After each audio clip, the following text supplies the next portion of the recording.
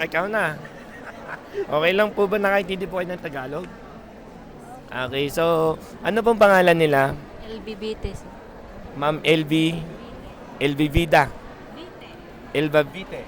Vite na lang. Anong palayo nyo? Palayaw. LV. Yan. Si Ma'am LV. Sorry na. So, Ma'am LV, ilang taon na po kayo? 31, sir. 31. Magkaedad lang pala tayo. And so far, Ma'am LV, sa pagpasok niyo po dito sa ating medical mission, nahirapan po ba kayo? Yes, sir. Mahaba pila. Mahaba, sir. Inunahan pa. Inuunahan ka pa. Pero kahit inuunahan ka pa, bakit nagka-interest ka pa rin magpatuloy? Yes, sir. Gusto ko kasi magpakita, sir. Gusto mo magpakita? Yes, sir. Ano bang nararamdaman nila? Mahal nyo po ba? Mahal nyo po ba? Joke lang. So, so, nasaan na sa ngayon? Sa bahay. Ay, nasa... Ba't hindi nagpatingin? Oo. Ayaw, sir. Kasi meron na daw silang pagtitinginan sa isa't isa. Hindi, seryoso po. Bakit po kayo nagpatingin ngayon? Ano bang naramdaman nyo? Ano bang nararamdaman nyo ngayon? Yung ano ko, yung tiyan ko, sir, humahapdi pag minsan. So matagal na po ba nyo pong nararamdaman yan? Hindi naman masyado, sir. So gusto nyo lang patingin para malaman nyo rin po kung anong pwede nyo pong gawin, no? Yes, sir. Na mawala yung sakit ninyo. Yes, sir. Okay, masaya po ba kayo ngayon? Yes, sir. Parang malungkot po kayo, ha? Kahit gutom na kayo? Yes, sir. Kayo po ay pure na Ilocana. Yes, sir. Pure. Ilan na po ang anak ninyo? 2, sir. Asawa po? Isa lang, sir. Isa. Baka lang mali, no? Baka lang mali. Joke lang. Pinapatawa ko lang po kayo, Ma'am LB. So, ayun na nga, si Ma'am LB na mayroong kanyang minamahal sa buhay. Na nagpakonsulta ngayon sa kanyang sa tiyan daw. Masakit daw yung tiyan niya. No? Hindi naman puso po, ano? Hindi naman puso. Hindi. So, ayan. Maraming salamat, Ma'am LB. So, tingin tayo ng doktor siguro na pwede natin makausap. Ayan. Disturboy natin si Doc. Okay. Hello, Doc. Doc, pwede po ba kayong masingitan lang ng saglit lang? Mag-interview lang ako. Nanay, ha? Saglit lang po. Doktor, ano po pangalan nila? Rica Filasol. Doktora Rica. Ayan, Doktora Rica. And is this your first time po na umatin ng medical mission?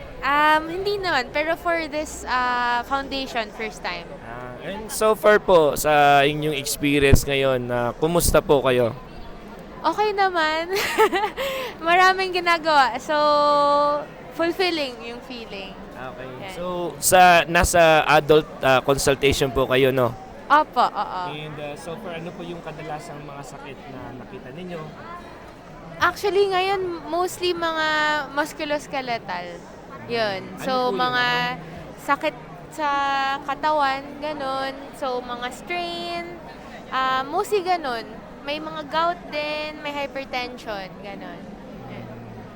And so far, sa experience na meron kayo sa mga pasyente, so, meron po bang parang nalungkot ka or naging masaya ka kahit papaano na may nakatingin sa kanila? So far, masaya naman na nagpapatingin sila. I think more na happy ako kasi nagpapatingin sila kasi available yung resources ngayon. So at least alam natin if yun, may problema nga talaga. Tas alam din natin na conscious din sila sa health nila. Yun. And so far, ito pong tinitingnan nyo po ngayon na lab. Ano pong lab yan po? ECG. Sino pong lab nyo? Joke lang po. Baka bigla po kayo joke lang po. So far po nung nakikita nyo po sa ECG ni nanay? Medyo pangit eh. Medyo pangit. Oo. Pero i-confirm ko pa lang. Oo. So tignan natin. Kasi na-admit din si mommy ng last. na-admit. Oo. So, yun po. Maraming salamat, Doktora Rica. So, si nanay naman. Nanay, okay lang po bang ma-interview kayo? Marunong po kayo mag-Tagalog. So, nanay, ano po pangalan nila? Alma Vargas po. Nanay Alma, so far, ito po yung first time yung magpa-konsulta sa isang medical mission. Hindi po, pangalawa na po. And so far po, mula nung pumasok po kayo dito, ano po yung naging experience nyo? Naging mahirap po ba? Ano po ba? Masaya po ba kayo? Ganon. Okay lang po, masaya naman po at ang may ganitong medical mission, napupunta naman kami po. Paano nyo po nalaman na may medical mission? Sa mayor namin po, mga barangay officials po.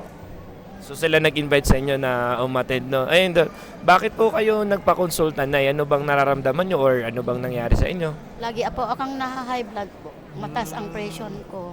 Ganun po. Kaya nagpatingin na po kayo. Opo. May maintenance na rin po kayo. Meron po. Asawa. May asawa po. Meron po. Kaya yun yung problema. Baka tumataas yung ano nyo kasi yung asawa nyo hindi naman hindi naman nagpapa-high blood yung asawa nyo. Hindi naman po.